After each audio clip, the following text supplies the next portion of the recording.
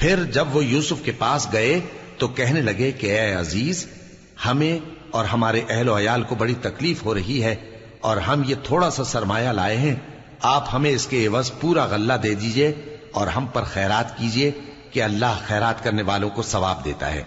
यूसुफ ने कहा, तुम्हें मालूम है कि जब तुम नादानी में फंसे हुए थे तो तुमने यूसुफ और उसके भाई के साथ क्या किया था? वो बोले, क्या वाकई तुम ही यूसुफ हो? उन्होंने कहा, हाँ मैं यूसुफ हूं।